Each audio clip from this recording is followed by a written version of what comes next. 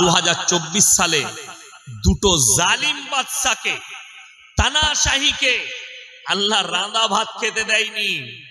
রুজির মালিক আল্লাহ সেরকম। নাম্বার 1, বাংলাদেশের হাসিনা সরকার। রাজহাঁসের মাংস রান্না হয়েছে তার কিচেনে, পাতি হাঁসের মাংস রান্না হয়েছে, পাম্পলেট মাছ, ইলিশ, ভাবতা, বিভিন্ন রকম আইটেম, চাটনি, পাঁপড় তার কিচেনে রান্না হয়ে রেডি। সেনাপ্রধান বললে দেশের মানুষ আপনাকে হত্যা করে দিবে, আপনাকে 45 মিনিট সময় দিলাম, যা কিছু দিবা 45 মিনিটের মধ্যে নিয়ে দেশ ছাড়তে হবে আপনার। 45 মিনিটের ভেতরে আর রাঁধা ভাত খেতে পাইনি, যা পেরেছে গুটিয়ে অ্যাটার্জিতে ভরে পালাতে হয়েছে। তার নাম আল্লাহ। তোমার সামনে খাবার থাকবে, আমি আল্লাহ তোমাকে খেতে দেবো না, হয় মৃত্যু, তা না হয় তোমাকে যে কোনো জায়গায় নিয়ে গিয়ে ভরে দেবে। নাম্বার 1, 2024 সাল শেষ হবার আগে ডিসেম্বরে বাশার আল আসাদ, সিরিয়ার যে রাজা, প্রেসিডেন্ট, 54 বছর রাজত্ব করেছে। বাপ আর বেটা, বেটা করেছে 25 বছর, বাপ করেছে 29 বছর। যে মসজিদেতে, দামেস্কের মসজিদে, যেখানে ইমাম মেহদি ইমামতি করবেন আর আসরের নামাজে আল্লাহ তাআলা হযরতে ঈসা মসিহকে নামাবেন, জোরে বলুন সুবহানাল্লাহ। তখন দাজ্জালের অভিভাব চলবে। ওই মসজিদে ঈসা মসিহকে আল্লাহ তাআলা দুনিয়ার বুকে প্রেরণ করবেন, নামাবেন আসরের নামাজ। রিওয়ায়াত, ওই মসজিদে 27 বছর নামাজ হতে দেয়নি এই বাশার আল আসাদ সরকার। সেই দিনে আজান হয়েছে, রাঁধা ভাত খেতে দেয়নি। 450 কোটি টাকার গাড়ি, কয়েক লক্ষ কোটি টাকার সম্পত্তি ছেড়ে দিয়ে দেশ ছেড়ে পালাতে হয়েছে, আল্লাহর রাঁধা ভাতটাও খেতে দেয়। তার নাম আল্লাহ। অনেক মানুষ আপনারা ভাবছেন, বৈজ্ঞানিকরা ভাবছে পৃথিবীটা ধ্বংস হবে, বিশ্বাস করতে লেগেছে। আজকে ভারতের ওই কুত্তা মিডিয়ারা বলছে ये कुदरती बाला है और हम लोग 1400 साल से हमारे रसूल और हमारे सहाबी, हमारे अकाबीर हम कह रहे हैं अल्लाह एक है और सबसे ज्यादा ताकत अल्लाह ही के पास है। আল্লাহর কাছেই সবথেকে পৃথিবীর শক্তিটা আল্লাহর কাছেই আছে। শুনেলেন, কিয়ামতের তারিখ আল্লাহ বলেননি, কিন্তু নবীজি সাল্লাল্লাহু আলাইহি সাল্লামকে আলামতগুলো বলে দিয়েছেন। রাসূল সাল্লাল্লাহু আলাইহি সাল্লাম হাদিসে আলামতগুলো বর্ণনা করেছেন। সেই আলামতগুলো আমরা উলামারা বুঝতে পারছি, আলেমরা বুঝতে পারছি যে আলামতগুলো চলে এসেছে, একটা একটা করে আসছে। নাম্বার 1, কিয়ামতের আলামতের মধ্যে মারাত্মক আলামত, রাসূলের হাদিস, মিডল ইস্টে একটা যুদ্ধের চিঙ্গারি উঠবে, যেটা গোটা পৃথিবী ছড়াবে। মিডল ইস্ট মানে শুনেলেন, আল্লাহ তাআলা গোটা পৃথিবীর মানুষকে, আপনি মনে করেন না আপনার বাড়ি স্বরূপনগরে, তো কিয়ামতের দিনে আল্লাহ তাআলা আপনাকে স্বরূপনগরেই তুলবে না, মানুষ কবর থেকে উঠে ছুটতে শুরু করবে। কোথায়? গোটা পৃথিবীর মানুষকে আল্লাহ জড়ো করবেন আল আকসার ময়দানে। কিয়ামতের ময়দান হবে, ওই আল আকসার ময়দানটাই হবে কিয়ামতের ময়দান। গোটা পৃথিবীর মানুষকে আল্লাহ জড়ো করবেন। কিয়ামতের পূর্বে রাসূলের হাদিস মোতাবেক 20 কোটি মুসলমানের প্রাণ যাবে যুদ্ধে। পৃথিবীতে আছে কত? 250 কোটি। রাসূলের হাদিস, খোরাসান থেকে একটা দল বের হবে এবং যে দলটা বেরোবে তারাই হবে পৃথিবীর সবথেকে সম্পদশালী। সেই যুগে তাদের কাছে সব থেকে দুনিয়ার বেশি সম্পদ থাকবে। আপনাদিকে একটা বিজ্ঞানের উক্তি দিয়ে বলছি, বর্তমানে জানেন মাটির তলায় সব থেকে দামি সম্পদটা কোন দেশে আছে? কোথায়? আফগানিস্তান। খোরাসান শব্দের অর্থ হচ্ছে পাহাড়, পর্বত, উঁচু নিচু জায়গা। বৈজ্ঞানিকরা বলছে আগামীতে এই পেট্রোল, ডিজেল, কেরোসিন এগুলো যখন বিলুপ্তর মুখে চলে আসবে, অ্যাথলিন বলে একটা জিনিস সেটা ব্যবহার হবে, গাড়িগুলো ব্যাটারি চালিত হবে। সেই ম্যাটেরিয়ালসটা পুরো আফগানের মাটির নিচে বিছানো আছে। জোরে বলুন সুবহানাল্লাহ। এবং তারা যখন যুদ্ধ করতে শুরু করবে, তাদের যে কমান্ডার হবে তার নাম হচ্ছে ইমাম মেহেদী। ইমাম মেহেদীর আত্মপ্রকাশ ততক্ষণ হবে না যতক্ষণ পর্যন্ত দাজ্জালের আত্মপ্রকাশ না হচ্ছে। কথাটা বুঝতে পেরেছেন না? পারে মুসলমানকে সাবধান করার কারণ আমাদের একটাই, আজকে মুসলমান কত ঈমান হারাচ্ছে তার কারণ বলে দিই। কিসের জন্য ঈমান হারাচ্ছে? কিছু আশ্চর্য জিনিস দেখে নিলে আপনি আপনার ঈমানকে আর কন্ট্রোল করতে পারছেন। আমি যদি স্টেজে আপনাদিকে কোন একটা কেরামতি দেখায়, যদি বলেন কি, আমি বললাম বাবা তুমি উঠে এসো, একটা ছেলে এলো, তুমি আমার দিকে তাকাও, আমি আপনার চেহারায় দেখলাম, কাগজ দাও, কাগজে আমি আপনার কুণ্ডলি লিখে দিলাম, সব কিছু আপনি যা করবেন আপনার চেহারা দেখে, আপনার বাপের নাম এটা, মায়ের নাম এটা, আপনার এই একজন বাবা বেরিয়েছে আমাদের দেশে, তার নাম হচ্ছে বাবা ধীরেন্দ্র শাস্ত্রী, বাগেশ্বর ধাম বাবা। তিনি কুণ্ডলি বলে দিচ্ছেন। বহু মুসলমান লোক টুপি লাগিয়ে আমাদের মতো বাবার কাছে হাজির, বাবা आप बहुत कुछ जानते हैं, आपके पास कुदरती ताकत है। मेरे मुसलमान भाई कान खोलकर सुन लो, ये तो छोटा दज्जाल है, बड़ा दज्जाल आना बाकी है। এটা ছোট দাজ্জাল যে খালি কুণ্ডলি বলে দিচ্ছে, বড় দাজ্জাল যখন আসবে তোমাদের চোখের সামনে মৃতকে জীবিত করে দেখাবে, মেঘ থাকবে না, বৃষ্টি বর্ষণ করে দেখাবে, তখন তোমরা ঈমানটা কি করে ধরে রাখবে? এটা রাসূলের হাদিস। সেই সময় যারা আল্লাহর রাস্তায় থাকতে পারবে, নিজের ঈমানকে কন্ট্রোল করবে, তারাই একমাত্র হবে মুমিন। ইমাম মেহেদীর সৈন্য তৈরি হবে। ইমাম মেহেদী যখন যুদ্ধ করতে লাগবে, ইমাম মেহেদী যুদ্ধ করতে করতে পৃথিবীর অনেকগুলো দেশ বিনাশ হবে, ইহুদিরা বিনাশ হবে, কিন্তু ইমাম মেহেদী যখন যুদ্ধ করবে, দাজ্জাল আরো শক্তিশালী হবে তার সৈন্যর দিক দিয়ে। তাকে হত্যা করার জন্য আসরের নামাজের ইমামতি করবেন দামেস্কের মসজিদে এসে, সেই মসজিদের ইমাম থাকবেন ইমাম মেহেদী, আর আল্লাহ হযরতে ঈসা মসিহকে নামাবেন। যারা কাদিয়ানি আছে, গোলাম আহমদ কাদিয়ানি বলে একজন পাঞ্জাবে জন্মগ্রহণ করেছিল, এই এক ফিতনা, তাদেরকে মুসলমান যারা ভাববে তাদের ঈমান চলে যাবে। গোলাম আহমদ কাদিয়ানি, পাঞ্জাবে একটা কাদিয়ান বলে জায়গা আছে, সেখানে একজন জন্মগ্রহণ করেছে, তার নাম ছিল গোলাম আহমদ কাদিয়ানি। সে সর্বপ্রথম নিজেকে বলেছিল मैं ঈসা মসিহ हूं, আমি ঈসা মসিহ, আমাকে আল্লাহ পাঠিয়েছে, আমি আবার জন্মগ্রহণ করেছি। নাউজুবিল্লাহ বলে যখন সমাজের লোক বলল যে ভাই ঈসা মসিহ তো কিয়াमत से पहले आएंगे, ये तो कुरान और हदीस है रसूल के, तखन से बोलो नहीं मैं ईसा मसीह नहीं, मैं आखिरी नबी अहमद। जोरे बोलो नाउजुबिल्लाह। অথচ কোরআনে আল্লাহ নবীদের দরজা বন্ধ করে দিয়েছে। আল্লাহর হাবিব সাল্লাল্লাহু আলাইহি সাল্লাম বলেছেন, আমার পরে যদি আল্লাহ নবুয়তের দরজা খুলে রাখতেন, হযরতে উমরকে আল্লাহ নবুয়ত দান করতেন। জোরে বলুন সুবহানাল্লাহ। অর্থাৎ নবুয়তের দরজা বন্ধ হয়ে গেছে, পৃথিবীতে আর কেউ নবী আসবে না, কিন্তু পৃথিবীতে কিয়ামতের পূর্বে মুসলমানদের দল হবে 73-73টা।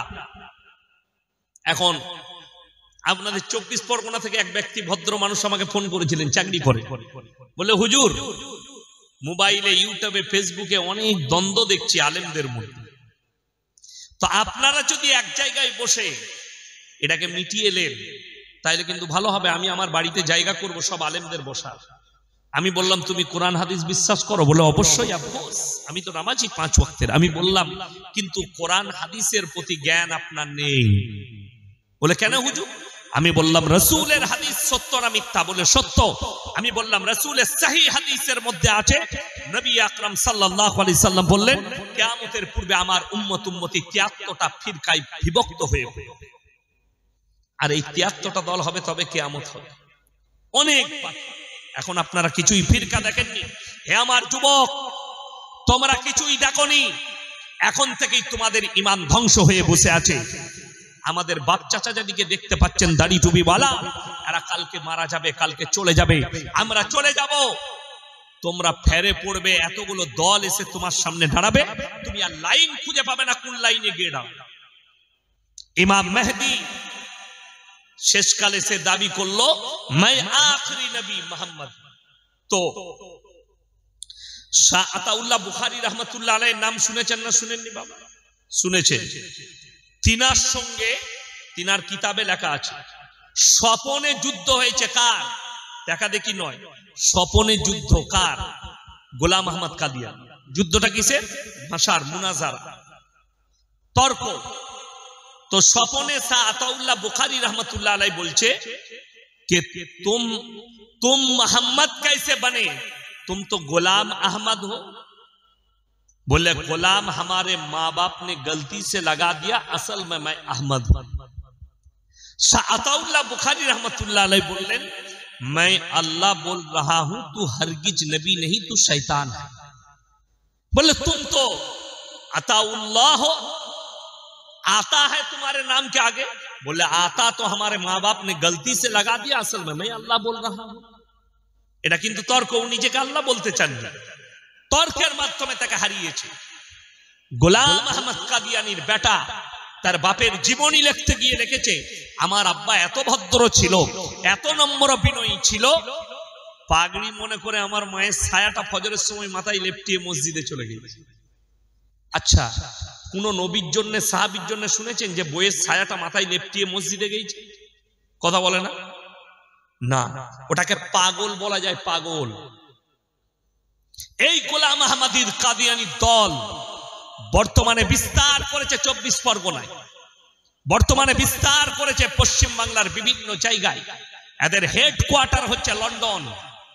যতগুলো শয়তানের দল আছে, যতগুলো ইসলাম বিরোধী কাজ হয় আর ইসলামের নাম নিয়ে চলে, এদের সব হেডকোয়ার্টার হচ্ছে লন্ডন। হিজবুত তাওহীদ বাংলাদেশে একটা ফিরকা তৈরি হয়েছে, এদের হেডকোয়ার্টার লন্ডন। হেডকোয়ার্টার হচ্ছে লন্ডন। কেন? আপনার কিছু জায়গা আছে, সুযোগ সুবিধা, নামাজ পড়া লাগবে না, রোজা রাখা লাগবে না, আল্লাহর ইবাদতের প্রয়োজন নাই, এই ধরনের যে আকীদা, আমার ভাই, এই ফিতনা থেকে বাঁচতে গেলে আপনাকে ইলম হাসিল করতে হবে। ইলম হাসিল মানে কি? আলেম হতে হবে। কোন মৌলবি বলেছে? আমি একবারও বলিনি আপনাকে আলেম হতে হবে। ইলম মানে অতটা হাসিল করুন যতটা করলে বেঈমান কাফের যদি আপনার উপরে জাল ছুড়ে আপনি ওই ইলমের দ্বারা যেন দেখতে পান। আপনার ছেলে ডাক্তার হোক, মাস্টার হোক, আপনার মেয়ে ডাক্তার হোক, প্রফেসর হোক, ইঞ্জিনিয়ার হোক, কিন্তু যদি দিন না থাকে, আল্লাহর কসম খেয়ে বলে যাচ্ছি, আল্লাহর কাছে কোনো মূল্য নেই। যদি দিন না থাকে, আল্লাহর কাছে কোনো মূল্য পাবে না। মূল্য তার আছে যে দুনিয়ার সঙ্গে সঙ্গে আল্লাহকে চিনতে পেরেছে। এই দুনিয়া সম্পর্কে কোরআনে কি আছে? ওয়ামাল হায়াতুদ দুনিয়া ইল্লা মাতাউল গুরুর। এই দুনিয়া তোমাদের জন্য সম্পূর্ণ ধোঁকা। আপনি ধোঁকায় পড়ে আছেন, আপনি বিপদে পড়ে আছেন, আপনি ধোঁকায় পড়ে থাকবেন না। আপনি মনে করছেন এই দুনিয়া কিছুক্ষণের জন্য, আপনি স্বপ্নেও ভাববেন না আপনার মৃত্যু চলে আসে। একটা ছেলে স্কুলে পরীক্ষা দিতে গেলে তাকে 1 মাস আগে রুটিন দেওয়া হয়, এই তারিখে এই পরীক্ষা হবে। সেই ছেলে তৈরি হয়ে যায়, কালকে আমার ইংরেজি পরীক্ষা আছে, পরশু আমার অঙ্ক আছে। আগের রাতে সে পড়াশোনা করে, কিন্তু কেউ বলতে পারবেন যে কে কবে আমরা মৃত্যুবরণ করব? কারো জানা আছে? জানা নাই। মৃত্যুর দিন নির্ধারিত আমার আল্লাহ জানেন, কার কখন মৃত্যু হবে। অর্থাৎ আপনাকে 24 ঘন্টা রেডি থাকতে হবে কবরের জন্য। আমাদের আসল মসজিদ আপনাকে 3টে প্ল্যাটফর্ম পার করতে হবে, একটা নয়, 3টে জায়গা আপনাকে অতিক্রম করতে হবে। নাম্বার 1, মৃত্যুর পরে আলামে বারজাখ, মৃত্যুর পরের জীবনটা যেটা কবরের জীবন, এই জীবন আপনাকে অতিক্রম করতে হবে। সর্বপ্রথম এই জীবনটা কতক্ষণের? কিয়ামতের সকাল পর্যন্ত। যতদিন না সিংগায় ফুঁক দেওয়া হচ্ছে ততদিন পর্যন্ত এইটা থাকবে কবর।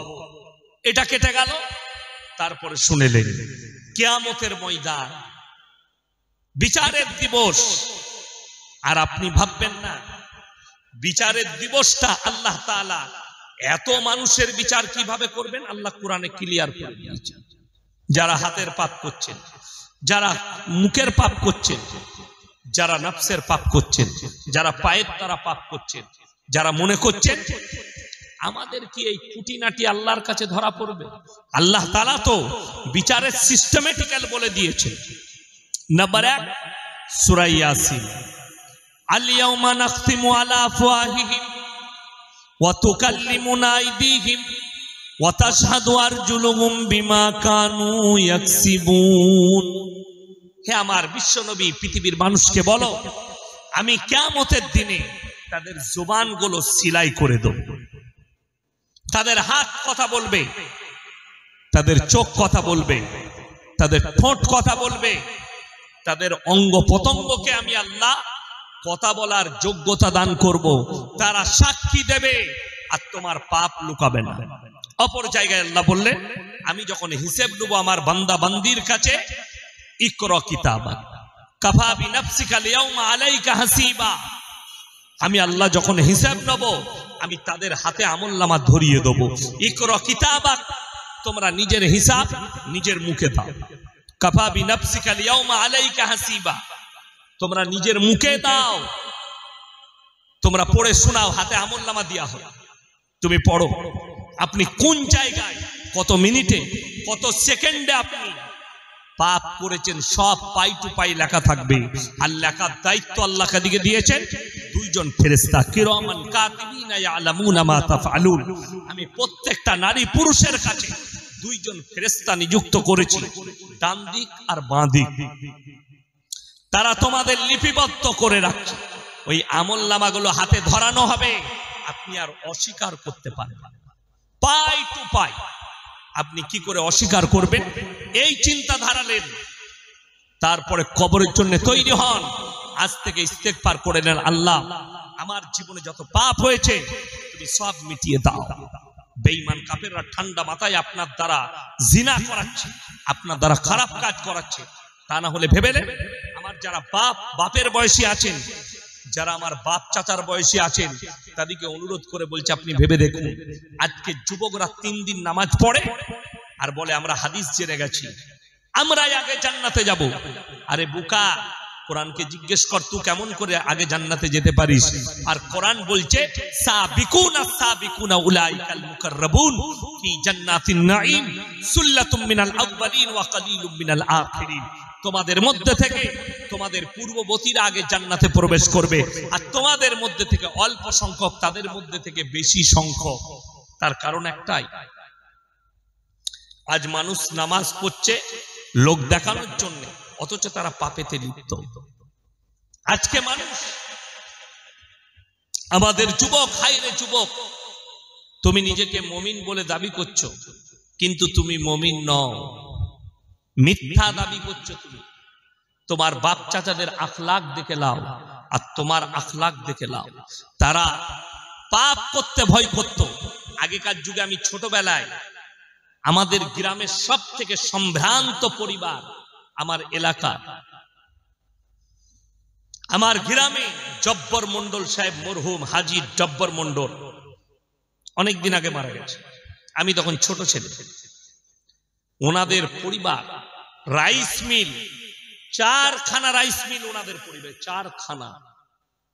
4খানা রাইস মিল, মানে আপনার 4-80 কোটি টাকা খালি ওই প্রপার্টিটা, বাকি জমি জায়গা ইত্যাদি আছে। হসপিটাল হয়েছে আমার গ্রামে, বড় হসপিটাল, উনাদেরই জায়গায়, মাদ্রাসায় বড় অবদান। উনারই একজন পুতা মাদ্রাসার সেক্রেটারি, দেশবন্ধু রাইস মিলের মালিক মণিবাবু। তিনার ভাই, চাস্তো ভাই মাদ্রাসার কেসিয়ার আমাদের নূর আলম ভাই, রাজু বাবু, উনারই ছোট ভাই আমিন রাইস মিল, সব রাইস মিলের মালিক। সম্ভ্রান্ত পরিবার। আমার মনে পড়ে আমি খড়ের ওপরে বসে, উনাদের যে কোনো পরিবারের ছেলে মেয়ের বিয়েতে আমি খড়ের ওপরে বসে খানা খেয়েছি, এটা আমার মনে পড়ে। বিচি দিয়েছে প্যান্ডেল, এরকম প্যান্ডেল। এখন কি এসছে? চেয়ার আর টেবিল। ঠিক বললাম না ভুল বললাম? ইহুদি নাসারাদের কালচার, বেঈমানদের কালচার চলে এলো, রাসূলের সুন্নাত উঠে গেল। দ্বিতীয় নম্বর, স্ট্যান্ডার্ডই তো এসছে, তার সঙ্গে বেঈমান কাফেরের আখলাক কিভাবে দাখিল হয়েছে শুনে নিন। আগেকার যুগে নিকাহ হতো সুন্নত তরিকায়, মসজিদের ভেতরে নিকাহ পড়ানো হতো, না হলে ঘরের ভেতরে নিকাহ হতো। আজকে প্যান্ডেলে হচ্ছে। একটা বিয়েতে ইমামকে 1000 টাকা বিয়ে পড়ানো দিতে এদের গায়ে লাগে, কিন্তু সেখানে হারাম কাজ দেদারে চলে।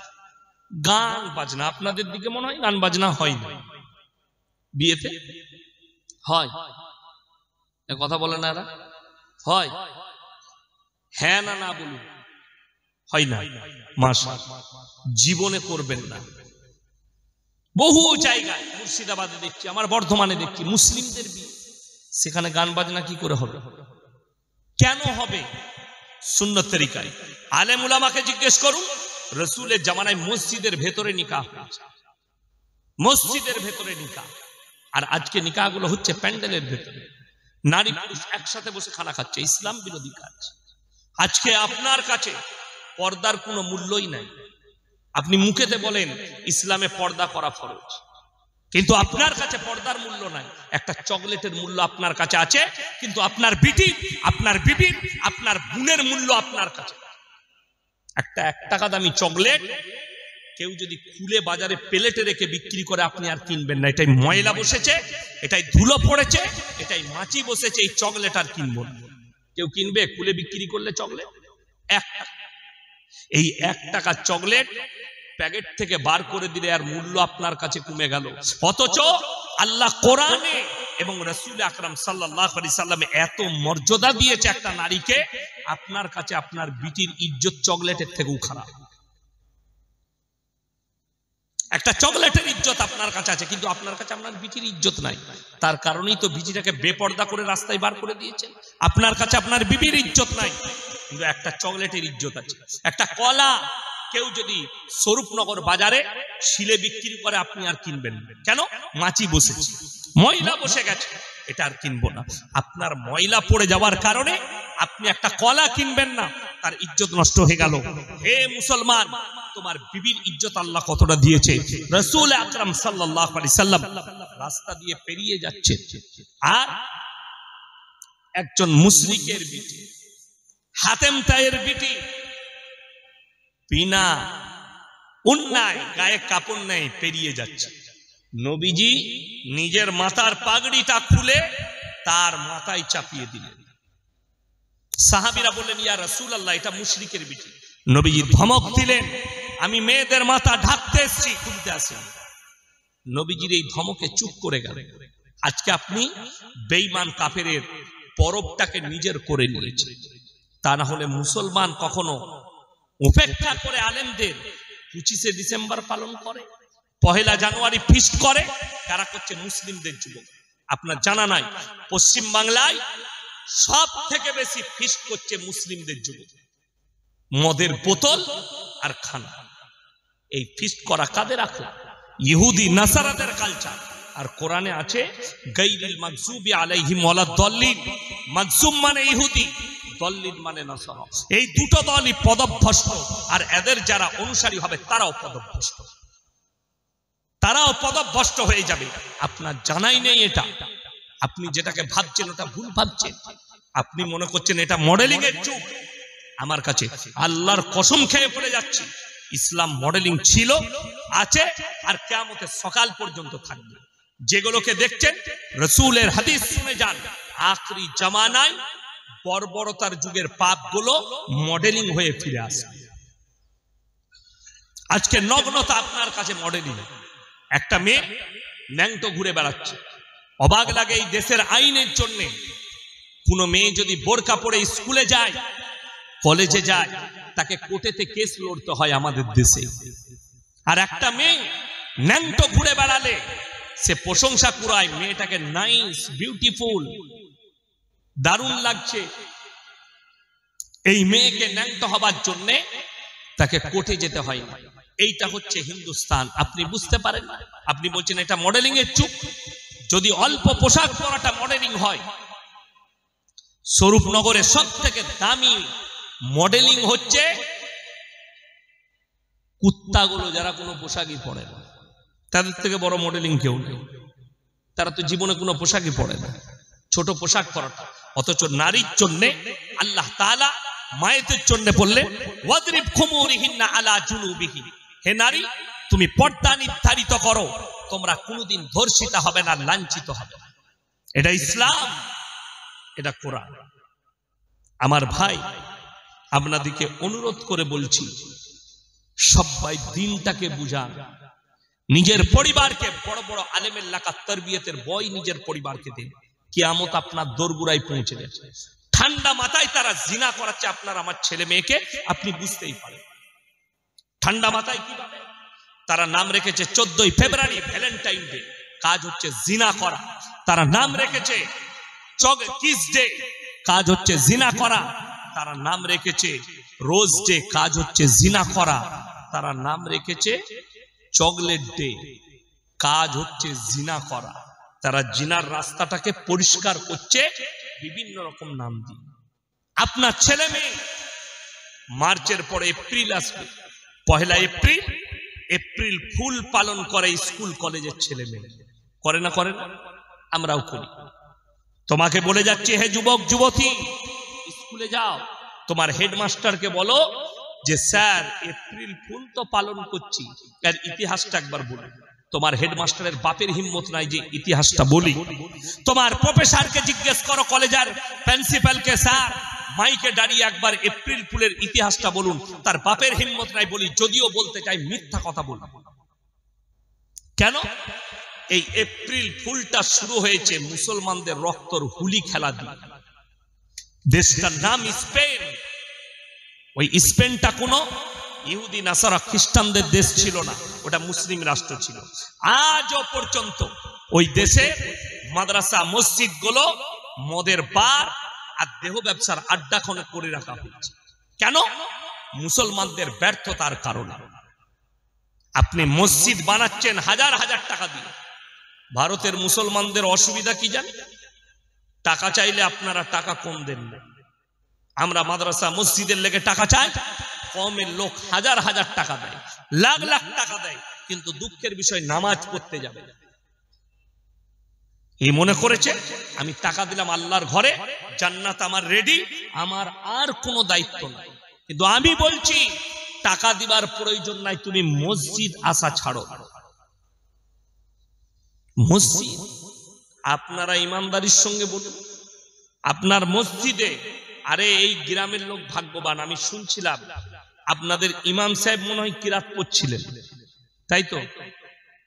হ্যাঁ হ্যাঁ। তো এটা ভাগ্যবান যে এরকম একজন কারি সাহেবকে, জৈয়দ আলেমকে পেয়েছেন। এত মারাত্মক পড়া আমার মন কেড়ে নিয়েছে। খুব সুন্দর কিরাত পড়েছে। আমি একজন কারি সাহেব, আমি ইরফানিয়ায় কিরাত পড়েছি, গুজরাটে কিরাত পড়েছি। উনি খুব সুন্দর কোরআনের তেলাওয়াত করেন। আল্লাহ ওনার হায়াতে বরকত দেখ, বলুন আমিন। আপনাদের উচিত যে নামাজ কাজা না করা। যারা কোরআন জানেন না, এরকম ইমামের কাছে, কারি সাহেবের কাছে কোরআনটা শিখে নেন, কোরআন পড়াটা জেনে নেন। আপনার জীবনটা আল্লাহ ওয়ালা জীবন তৈরি করুন, পরকালের জন্য জীবনটাকে তৈরি করুন। পানি আছে এখানে? মরণের পরের জন্য জীবনটাকে তৈরি করুন। বেঈমান কাফেররা উঠে পড়ে লেগেছে কিভাবে এদের ঈমানকে ধ্বংস করে যায়। তারা কামিয়াবি লাভ হচ্ছে। বিসমিল্লাহ, আলহামদুলিল্লাহ, তারা কামিয়াবি লাভ করছে। করে ফেলেছে। তারা এক একটা অস্ত্র ব্যবহার করেছে আমাদের কাছে, তারা কামিয়াবি এই জন্য লাভ করেছে, আপনি রসুলকে মুখেতে মহব্বত করে, কাজেতে।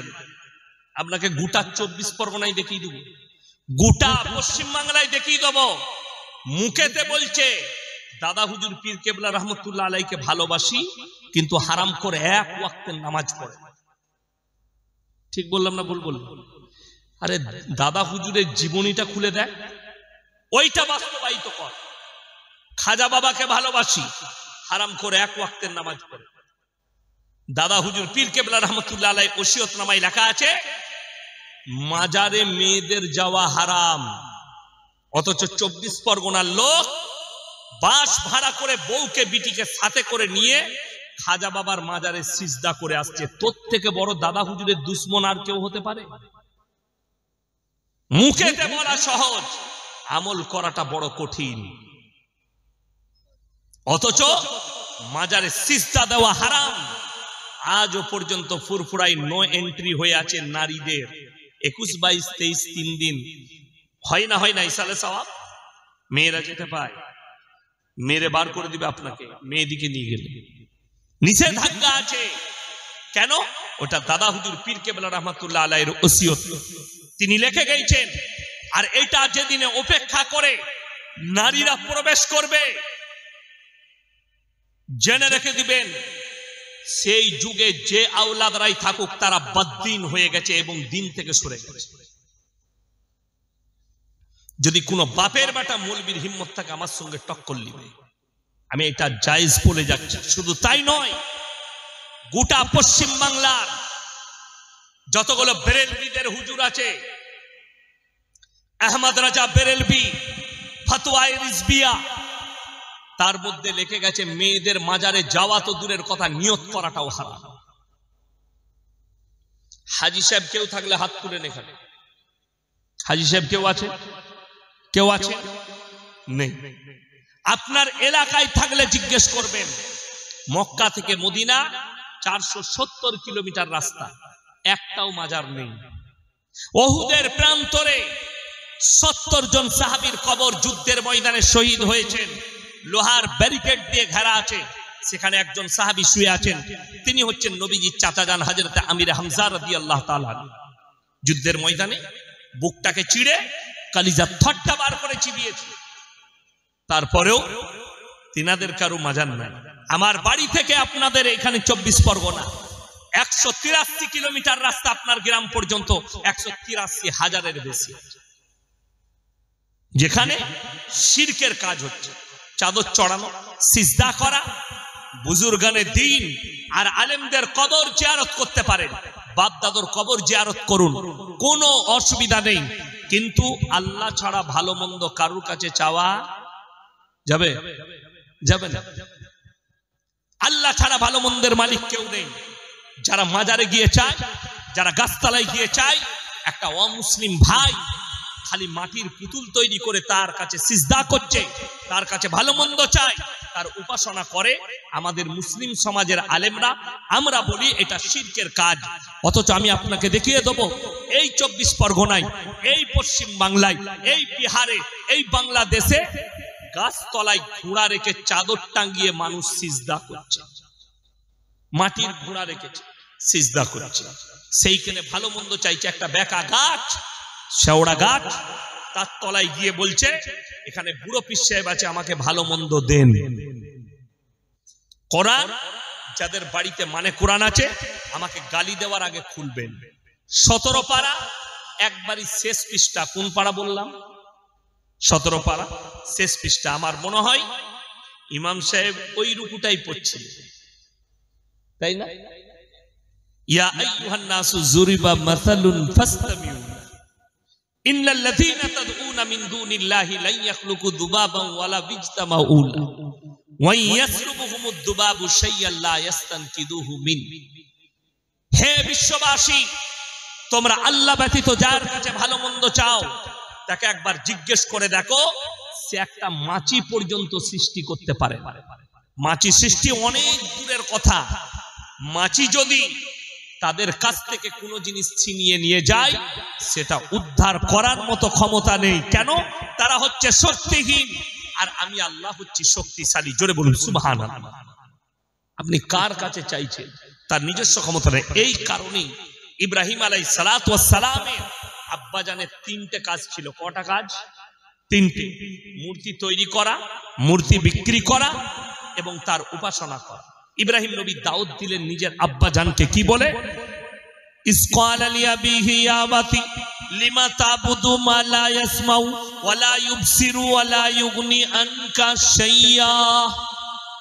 হে আমার আব্বাজান, আপনি কাদের উপাসনা করছেন? যে হাত পা নাড়তে পারে না, কথা বলতে পারে না, যার নিজস্ব কোনো ক্ষমতা নাই, আপনি তার উপাসনা করছেন। इब्राहिम नबीर अब्बाजान बोलेছিল हमारे माबूदों के बारे में अगर कुछ कहा तो तुमको पत्थर से मारकर मर्डर कर दिया जाए। তুমি যদি আর কিছু করো আমাদের মাবুদের সম্পর্কে তোমাকে হত্যা করা হবে। ইব্রাহিম নবীর বাপ দাউদ কবুল করে। হিদায়াতের মালিক আল্লাহ কেমন শুনেলেন। যারা মনে করছেন কোন মৌলবীকে নিয়ে এসে বয়ান করাবো, বাংলাদেশ থেকে বক্তা আনবো, মক্কা থেকে ইমাম আনবো, নিয়ে এসে বয়ান করিয়ে লোক হিদায়াত পাবে, ভুল কথা। ইয়াসিন সাহেব এলে যদি হিদায়াত পেত তাহলে ভারতবর্ষে আর অমুসলিম থাকতো না, ঠিক কি না? হিদায়াতের মালিক হচ্ছেন আল্লাহ। আল্লাহ যাকে হিদায়াত দিবেন সেই হিদায়াত পাবে। আল্লাহ নবী সাল্লাল্লাহু আলাইহি সাল্লামের নিজের চাচা কলমা পড়াতে নবীজি পারেননি। নাম্বার 1, হযরতে নূহ নবী। নূহ নবী নৌকায় বসে নিজের সন্তানের মৃত্যু তাণ্ডব দেখেছেন, নিজের ছেলেকে কলমা পড়াতে পারে। কোরআনে আছে দুজন নবী। কজন নবী বললাম? দুইজন, নূহ নবী আর লূত নবী। এই দুজনের বিবি কিন্তু জাহান্নামে যাবে, আটকাতে পারবেন। আল্লাহ লাকির টেনে দিয়েছে, এটা লাকির টানা হয়ে গেছে। ফিরাউন জাহান্নামী না জান্নাতি? কথা বলে জাহান্নামী, কিন্তু আল্লাহ কোরআনে বলে দিয়েছে তার বিবি আসিয়া জান্নাতি। জোরে বলুন সুবহানাল্লাহ। তার বিবি আসিয়া তিনি জান্নাতি, এটা আল্লাহর ফয়সালা। আসিয়ার হিম্মত হবে না তার স্বামী ফিরাউনকে জান্নাতে নিয়ে যায়। নূহ নবী আর লূত নবীর এতটা সাহস হবে না যে তার বিবিদিকে তারা কিয়ামতের দিনে জান্নাতে নিয়ে যাবে, হুকুম নাই। ছেলে কেনান ডুবে মারা যাচ্ছে, আর নূহ নবী আল্লাহর কাছে হাত তুলে কি বললেন? লা আসিমাল ইয়াউমা মিন আমরিল্লাহ। ওগো আল্লাহ, এটা আমার ওরসজাত পুত্র, আপনি একে রক্ষা করুন। আল্লাহ উত্তর দিলেন লা মিনাল খাসিরিন। হাত নামিয়ে লাও যে আমাকে মানেনি, আমার নবীকে মানেনি, আমার দিনকে মানেনি, তার জন্য তুমি আমার কাছে আবেদন নিবেদন করো না। হাত নামাও, তা না হলে তোমাকেও ফেলে দেব ক্ষতিগ্রস্তদের মধ্যে। নূহ নবীর হাত নেমে গেছে, আল্লাহ দোয়া ঘুরিয়ে দিয়েছে। আর আপনি সারা জীবন কুফরি করলেন, পাপের সাগরে ডুবে রইলেন। ইয়াসিন সাহেবকে দেশি মুরগি খাইয়ে দোয়া করিয়ে জান্নাতে যাবেন, তো সেই ইয়াসিন সাহেব মার খাবে, তুমি তো খাবি। লেখে তোমার জীবনে কোনো আমল নেই। আপনি কি ভাবছেন? বাপ হাজি সাহেব, বেটা নাস্তিক, বেটা জীবনটা কাটিয়েছে বেঈমান কুফরিতে।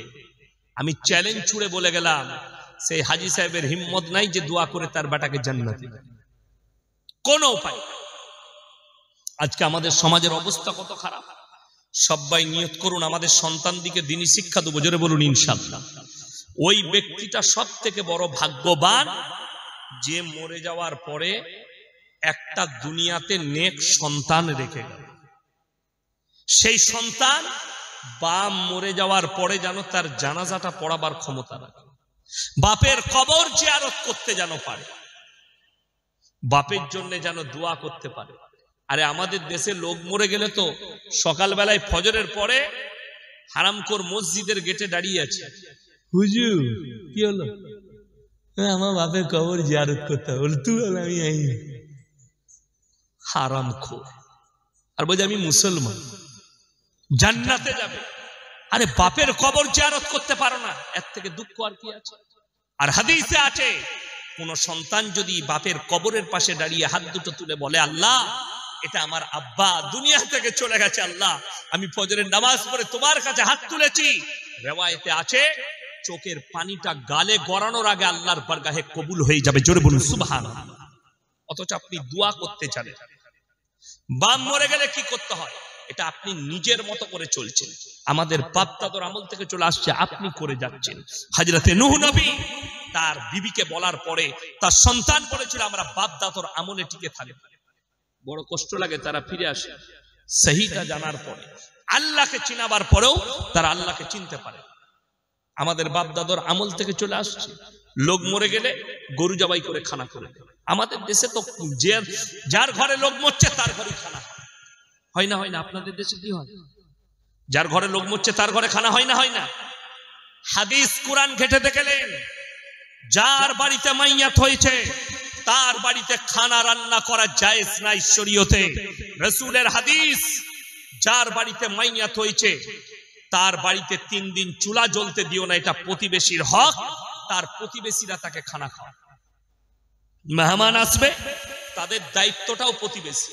আর আমাদের দেশে যার ঘরে লোক মরেছে তার ঘরে গরু জবাই করে খাচ্ছে। কষ্টের বিষয়। সবাই দিনের উপরে প্রতিষ্ঠিত হবে, জোরে বলুন ইনশাআল্লাহ।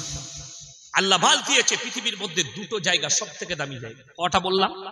দুটো। নাম্বার 1 ওই জায়গা যেখানে আল্লাহ আল্লাহ রসুলের কথা আলোচনা হয়, কোথায়? এই মাজমায়। নাম্বার 2 সব থেকে দামি জায়গা হচ্ছে মসজিদ, আল্লাহর ঘর যেখানে আল্লাহর ইবাদত হয়। এই দুটো জায়গা সব থেকে।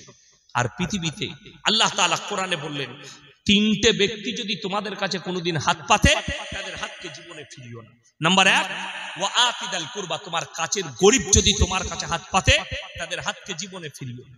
নাম্বার 2 ওয়াল ইয়াতামা ওয়াল মাসাকিন, এতিম আর মিসকিন যদি তোমাদের কাছে হাত পাতে তাদের হাতকে ফিরিও না। ওয়াবনাস সাবিলি ওয়ালা তুবাদদির তাবদীরা, আর মুসাফির যদি তোমাদের কাছে হাত পাতে তাদের হাতকে ফিরিও না। আপনি যদি এই 3 জন ব্যক্তি আপনার কাছে হাত পাতে যদি 10 টাকা দিতে পারেন, আপনি মনে মনে ভাববেন আল্লাহ আমাকে দেনেওয়ালা বানিয়েছো, আমাকে চাহনেওয়ালা বানাওনি। পরের আয়াতটা শুনেলেন, এটা মারাত্মক। ইন্নাল মুবাদদিরিন কানু ইখওয়ানাশ শায়াতিন ওয়া কানাশ শাইতানু লিরাব্বিহি কাফুরা। হে আমার বিশ্বনবী, পৃথিবীর মানুষকে বলো যারা অপব্যয় করে তারা হচ্ছে শয়তানের ভাই, যারা অপব্যয়কারী তারা শয়তানের ভাই। অপব্যয় কি? আল্লাহ বিরোধী কাজ, রাসূল বিরোধী কাজ। আমি এই জলসা কমিটির শুকর আদায় করব এই যুবকদের, এরা গান বাজনা না করে, এরা ফাংশন না করে, এরা অন্য কিছু না করে একটা দ্বীনি মাজমা করেছে। এই মাজমা থেকে যদি একটা লোক যদি নামাজি হয়ে যায় আজকের এই জলসাটা সার্থক হবে। একটা লোক যদি পাপ থেকে সরে আসে আজকের জলসা শুনে, আল্লাহ যদি একজনকে হিদায়াত দেয়, এদের জলসা করা কামিয়াব হয়ে গেল। আমি প্রত্যেকটা কমিটির ছেলেকে বলবো, হে আমার যুবক ভাইয়েরা, কচিকাচারা, তোমরা নামাজ ছাড়ো না, আজ থেকে নামাজ পড়ো, তোমার জলসা করা কামিয়াব হয়ে যাবে। তোমরা নামাজি হও। ওই জন্য আপনাকে যে টাকা দিয়েছে অপব্যয় করতে পারবেন না। আল্লাহ বিরোধী কাজে গান বাজনা, লোটো লটারি, আলকা, মদ, গাঁজা, গুটকা, এই জায়গায় খতম করতে পারবেন না টাকাটা। আপনার টাকা যেন আল্লাহর রাস্তায় খরচ হয়।